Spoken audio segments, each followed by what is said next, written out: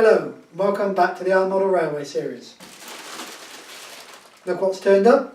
So as you can gather, it's time to start laying the bus wires. I'll see you in a minute.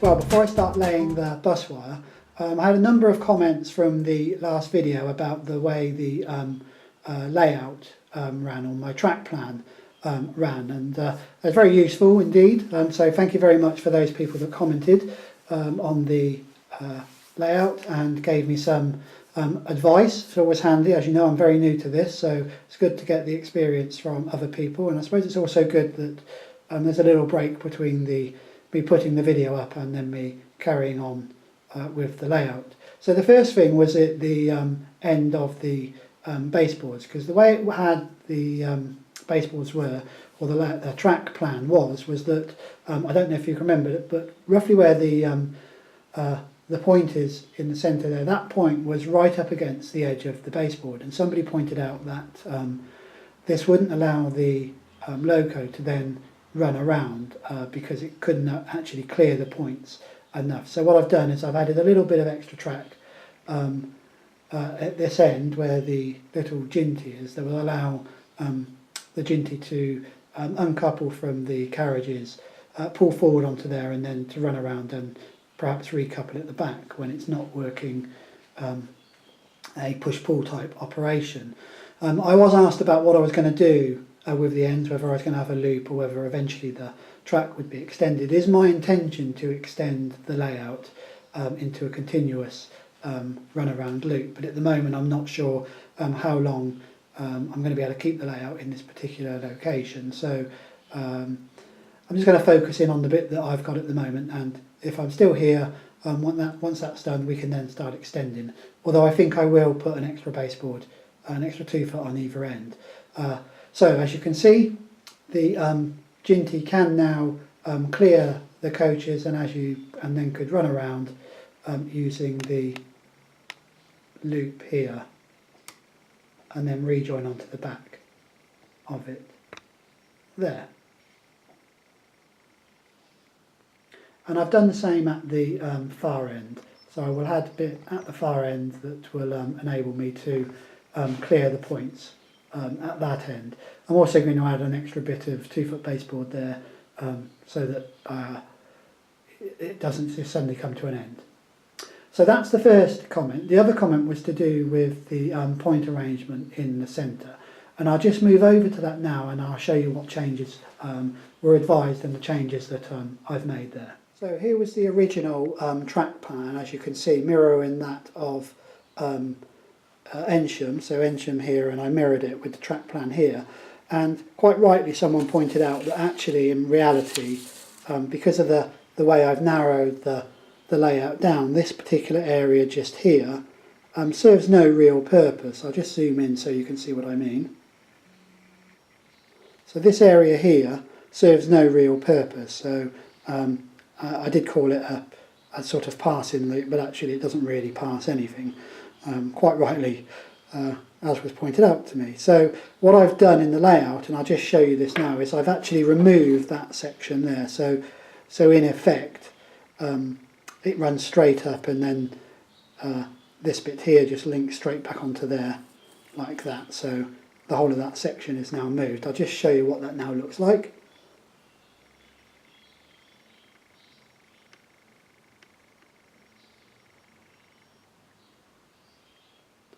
So there we go, we can now see that it's changed slightly. So the changes are at this far end up here. So this particular bit here, there used to be a third line sort of running along there, but that's now gone. So the locomotives can now come straight up and into the goods, and then come back and then go back onto the main line using that, there onto the up line using that, or can go on up into the coal yard. Obviously this track here, it's a bit of an old track there, will be extended a little bit.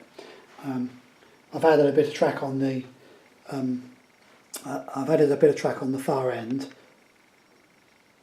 Just for now, I think actually what I would do once I've got the new baseboard in, that bit of track will go the opposite direction, so it'll start to turn the loop and start to run round. So those are the changes that I've made so far to the layout.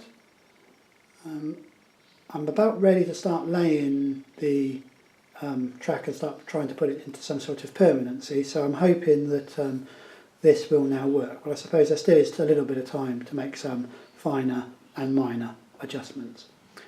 So once again, thank you for your comments, they were most appreciated, and I've taken them on board.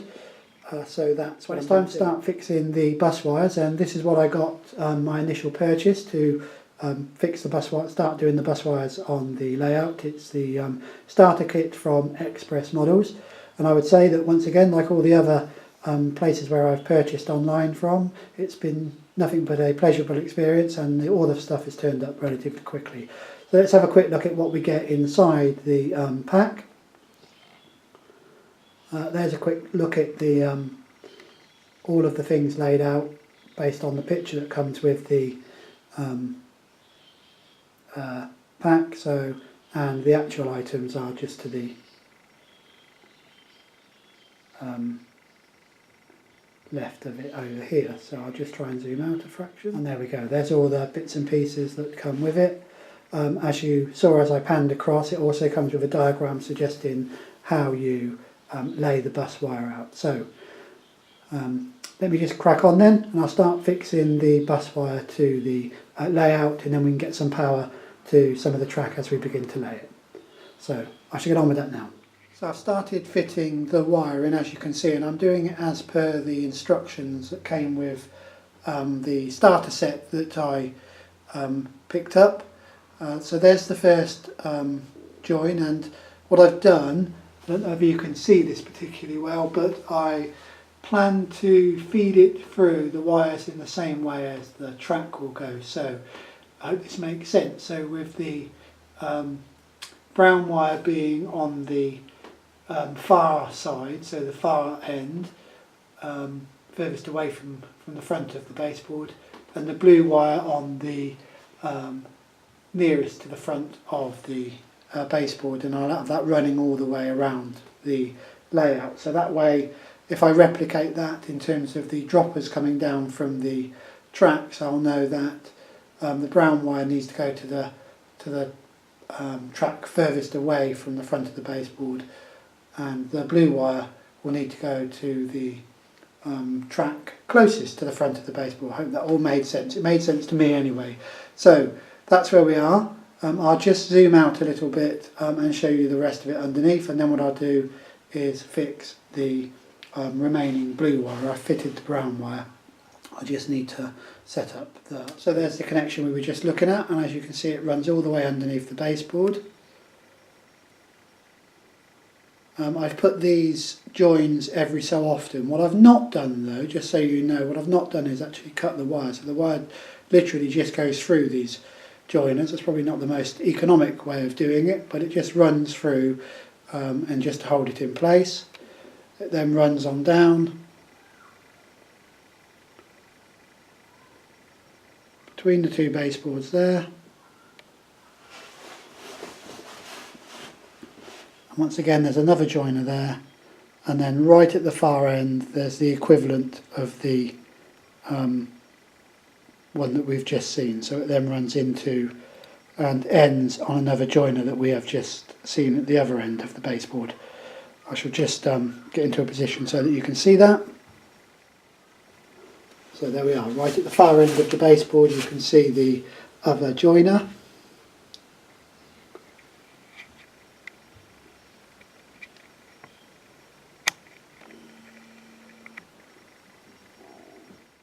And there he is just there. So what I should do now is fix the blue wire using the same method, and then I can crack on and connect the wire, the first set of wires that come off that lead to the controller. I shall do that now. Well, the bus wire is finished, and I've now clipped the two wires that are coming out that will connect to the controller. I'm planning to have the controller somewhere around here on a small board that comes out, probably along with the points controls and that side of things. So I've done that. What I now need to do is to relay the track, double check that it all looks the way I want it, and then start cutting it to size. While I'm doing that, I'll hand you back over to the workbench and we can see how the model's getting on. Well, the barge boards are all fitted, and I'll show you those in just a second. It's time to move on to putting some drain pipes on, and I'm planning to use some cocktail sticks for that. So what I'll do is I'll show you what I'm planning to do now. So here is the small coal office, getting close to being completed, I think. I still do have to fit the cap for the chimney, and also the I suppose the chimney pot bit that goes on top. I'm not sure, still not quite sure how I'm going to what I'm going to use for that.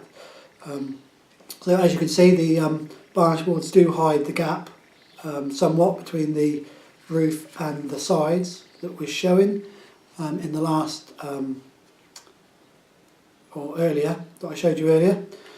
So the drain pipes, as I said, the model did come with some drain pipes, or at least with the coverings for them. I'm not quite sure how they were supposed to be. I'm assuming they fitted down here and down this little bit here. But my intention is to use a cocktail stick like this to do it. So cut it to size, obviously off the pointy bits, and then to give it a paint. So that's what I'm doing at the moment. The paint that I'm planning to use then it's a rail match paint, and it's oily steel, it says, so 415 oily steel. So what I should do is paint those up, and then once I've done that I'll show you what they look like. So I don't know if you can see this, we've now fitted the cap into the chimney on the little model, and I've also now got the two drain pipes. So these are the two drain pipes. I've painted those completely now, and this is my intention to use as the chimney pot. So I've painted that with a dark rust colour that doesn't look too bad in terms of the colour of it.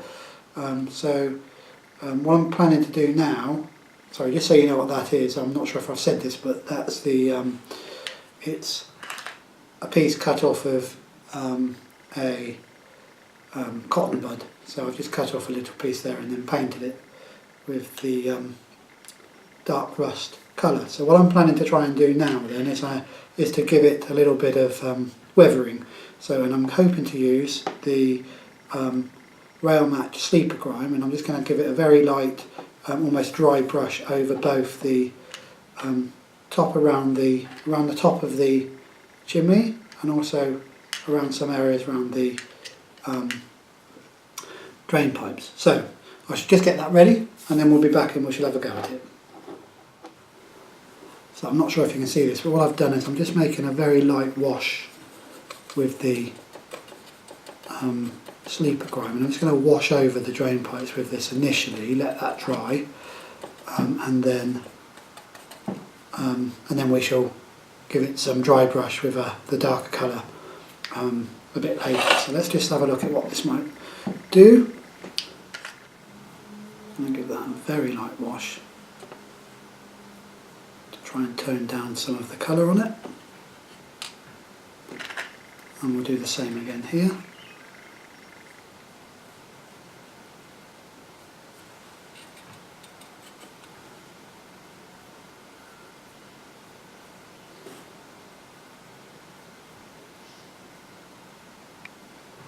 That's those two done. I shall let those dry, and now just give the chimney another light wash as well.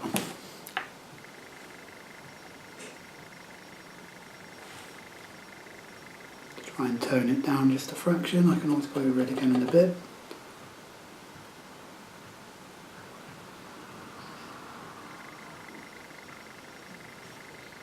Well, let's just let those dry, and we'll see how that comes. I guess there's something happening over at the baseboard, so why don't we go over and take a look at what the shouting was about. Well, there's the Class 08. Not very much track done up at the moment, so but let's have a quick look.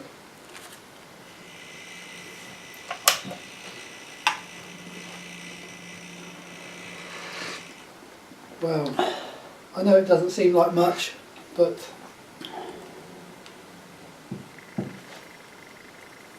I was a bit worried that the electrics were going to defeat me. I did have to do a little bit of testing, but we'll come back to that after we finished off with the model. And I'll try not to disturb you again. Well, I'm just finishing off the dry brushing of some of the sleeper grime onto the drain pipes. I've done that one, and I've done the one over here as well. Oh, both of those two. Good job it's dry rather than wet brushing. So I've done those two. And the other thing that I've done is the chimney pot, and I'm not sure whether you can see this, but there we go. It's darkened down that dark rust quite a bit by placing some of the wash over it and then a little bit of dry brushing over the top. So I'll just finish off dry brushing this.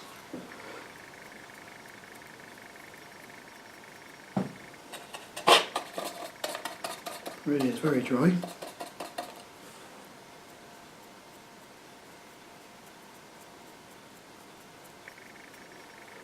Well, that's those bits done for now. I'm going to let those dry. The only bit I'm not sure of is I'll just go and grab the model, and then I'll come back and explain how this is going to go, and then see if you've got any ideas for showing the attachments of the drain pipe, down pipe to the building. I'll explain what I mean when I'm back.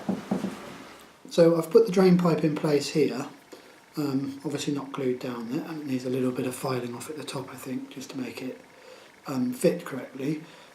So that's where it's going to go. There's going to be one on each side, but normally there would be brackets holding it to the wall, and I wanted to try and represent those. Now I wonder if anybody's got any ideas about how to do that. I was wondering whether a small piece of just a piece of paper coloured a dark black or something running across it, whether that would do, or maybe a very thin piece of plastic. I don't know. But if you have any ideas, please do leave some comments, and I shall try them out. Anyway, they're almost ready to connect to the building. The only other bit I've still got to work through is how I'm going to attach the chimney pot to the chimney, and I'm actually wondering whether, I don't know if you can see, but there is a slight point to the cocktail stick, and whether actually I could just push the cocktail stick in with a little bit of glue, given that this is just card, and whether that would hold it. I might give that a try actually, providing I don't damage this too much. The other thing that I'm wondering is whether it's possible to wash over the top of these paper here, just to give it a little bit of different texture, or whether actually that will just start to lift the card off the lift the paper overlay off the card, given that it's only PVA glue. The alternative, I suppose, is to use some dry weathering powders on it. That's something I might think about doing. Once I've finished it all, I will need to spray it, of course, with a matte varnish just to hold everything in place. So that's as far as we got with the model. Given that we're going so well with the track laying, I thought I might just show you how we're connecting, or how I'm connecting the dropper wires to the track. For those of you that watched the last or the video where I was trying to repair the 08 shunt, you will know that my soldering isn't particularly good. So with that in mind, I think I'll just go set up now, and then I'll be back and show you how I am connecting the dropper wires to the track. Well, I've put the model away and set up ready to show you what it is I use for soldering. There, as I said before, my soldering skills are fairly bad, to say the least, I would say, at the moment. And we showed that when I was trying to repair that old Hornby 08 shunter, where it took me the best part of 10 to 15 minutes just to solder one joint and get it to stay in place. So what is it that I'm currently using, or what I was using then? So first of all, I don't know if you can see this, but this is the soldering station that I've got. So it's 60 watt and has a range of temperatures going up to I think 400 degrees, so which is certainly adequate for the soldering that I'm planning to do. So I certainly can't blame the soldering iron for being the problem for my very poor soldering. Along with this, when I bought that, I got some solder and some flux. So originally I bought this flux here, which is a flux dispensing pen. You push down on it. I think you saw it in one of the earlier videos, in order to get the flux onto the piece of metal that you want to solder. Now, I've watched loads of videos on soldering, and there was a general sort of, I think probably 60-40, so 60% of people said use flux, and about 40% of people were saying don't use flux. So I decided to try using the flux because it did appear that it was an aid to getting the solder to adhere to the wire and flow appropriately. So the original solder that I was using is this Maplin's lead-free solder, comes in the little dispenser. The solder actually is, and I'll show you this when I show you the other solder that I've now got, is actually quite thick. And I must admit it did take quite a bit of heating to get it to melt, and then it was, as soon as you took the heat away, the solder tended to dry very, very quickly. So it did prove quite tricky. So that was one of the problems I was having when I was doing the soldering, trying to solder the wires to the track, was that I was melting the plastic rails as well as soldering the wires to the track. So that's what I started out with. I did do quite a bit of practice. Here's a piece of track that I did practice with, and as you can see I did actually manage to get some of them to solder to the track. I did clean this, an old bit of track that I had previously. I did clean it and I did manage to solder it, but as I say, it tended to melt the plastic track pieces, and the joint also, it would, you know, if I tried to solder it 10 times, it would take me, you know, 10 times in order to get one soldering joint, and that was becoming very frustrated. I was certainly getting to the stage where it was becoming very annoying to do that. So I changed my plan and decided that I would try and solder the joints to the metal fish plates. So I'll just show you that now. Well, first of all, before I show you the fish plates, I thought I'd just give you a bit of a close-up of the my rather poor attempts at soldering directly to the rails. So as you can see, they did join. A number of them, when I'd got them, as soon as I moved the wire, it would fall back off again. I think these are reasonably well done, but the soldering looks ugly, and some of it ends up running over onto the rails, and I needed to then file it down. And also, as I say, it was taking me an awful long time to do just one joint, and that was with the track in my hand without it actually being pre-laid. So I changed my mind and decided to solder directly onto the metal fish plates. So here's one of the fish plates that I'm talking about. So as you can see, this is the fish plates you use to join the track to. So just there, so there's the fish plate you use to join the track to, and I just ended up soldering the wire directly to the base of the fish plate. I hope you can see that. You're probably thinking, for me, this is actually quite a nice soldering joint that I've managed to do here, so I'm quite pleased with that, and I'll come on to that in just a second. So as always, soldered one blue wire to a fish plate, and then did the same thing with the brown wire to one of the fish plates. So that's how I was connecting them. And now I know there are some disadvantages of this, in that if the fish plate gets dirty or is not connected correctly, then you end up losing two bits of track. But it certainly was better than, or from my point of view, is easier than ruining the track and making it look really ugly by melting the track as I was doing here. And so far, as you've seen, so far that's worked. But clearly this isn't going to work when I'm looking at the points. So I have got the point here, and I'll show you how I did the points. So, and I know it's so one of the things that it says in terms of setting the points up, and I will go through probably in the next video about how I do these completely, just following everybody else's examples really. But what I ended up doing was soldering the wire, so the wire directly across those two there. So that did two things for me. This isn't my idea, I saw it in a video, but it did two things. First, it meant I was only having to solder once, rather than solder to there and then to solder a piece of wire across there. So it enabled me to just solder once, and also meant that that the joint, the soldering joint, was hidden away, and I wasn't trying to solder to the edge of the track and melting the plastic sleepers. So that's the way I did that, and then I will, but I'll go through the whole of that in a later video.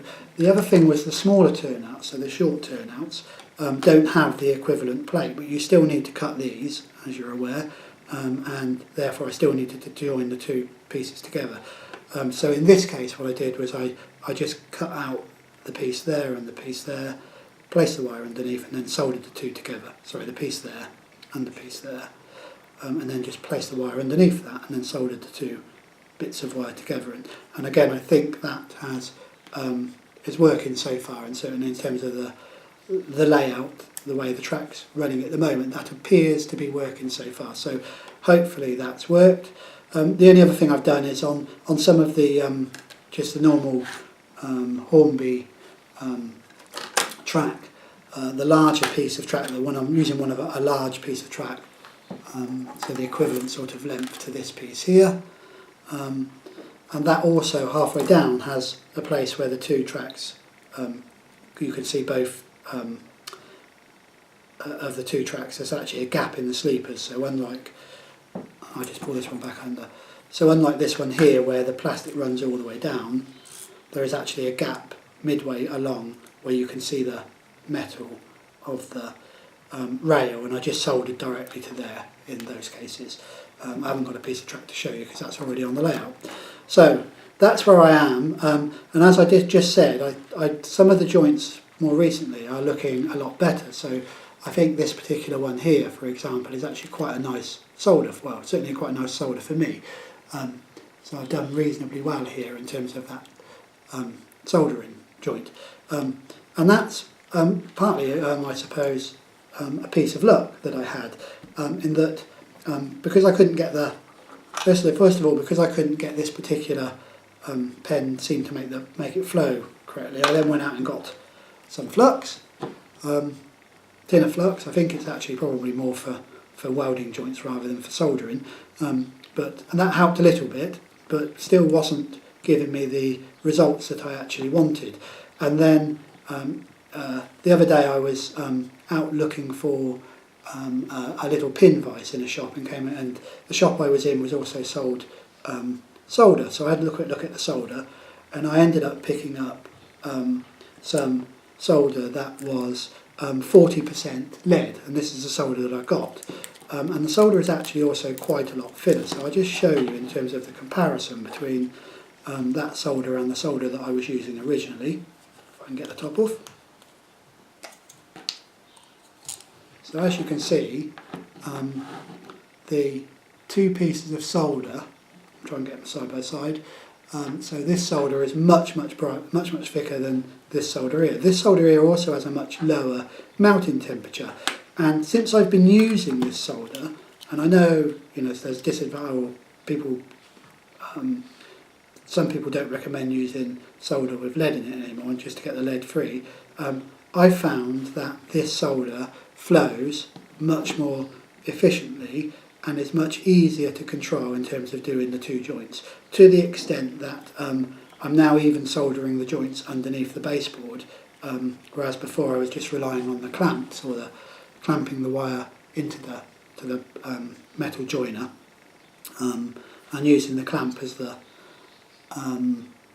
main connection between the the two, or the main electrical connection. I'm now actually soldering it as well as using the clamp, because it's much easier to control this solder. So it was a bit of a lucky accident, I suppose, that I was happened to be in the shop looking for one thing and came across this. As it happened, I didn't find the pin vise, so I still need to get one.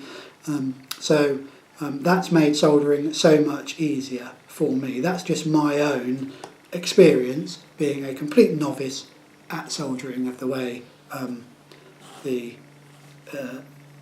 where I've got to where I am. Now, what I might do is re-practice, certainly not at the moment, but re-practice doing some of these joints here, and seeing whether actually, now that I'm using this solder, whether I can make a much better job of this. And if that's the case, then what I will do is start soldering directly to the rails. So that explains how I'm doing the solder, and I've got a little bit more to do now, so I shall crack on with that so we can get on with laying the remainder of the track, hopefully before the end of the video. Thank you.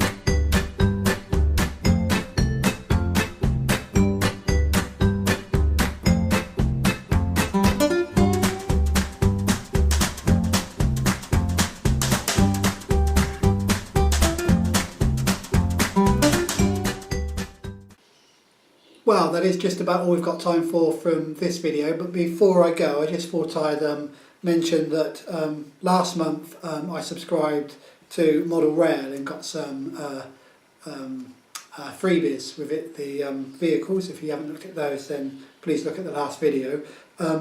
Well, this month I subscribed to Hornby magazine. Those are the two main model railway magazines that I get, so that's the reason why I've subscribed to them. And not to miss out then, I suppose, in terms of favouring one against the other. So there were some freebies that came with this. There was this magazine here, which I think is the old or last year's Hornby yearbook, but much of the information in there is still going to be reasonably up to date. Then there was one that will prove fairly useful for me in the coming months, I hope. Some a book around weathering techniques, so I should have a good read through that before I start weathering either the track or any of the stock that I've got. And then finally another one that should be reasonably good for me or reasonably useful for me is this book here, BR Steam Western Regions 50 Years On. Well, at least it will give me some idea of some of the steam locomotives that will be operating on my small branch line, which, as you're probably aware, is supposed to represent somewhere that sort of meets London Midland or the LMS and the Western region. So at least that way I can look through there and perhaps get some ideas for them. So anyway, as I said, that's about all we've got time for. In the next video, I hope that we'll have the rest of the track finally completed, and we will then focus on fitting the point motors and getting those all tied up so they're working correctly. And then the final thing that we'll also be doing is starting on the platform for Little Drawling station. So what I will do now is we will go back over and see how we're getting on with that final bit of track laying, and perhaps have a chance to see a couple of locos running on it for the first time. So, see you next month.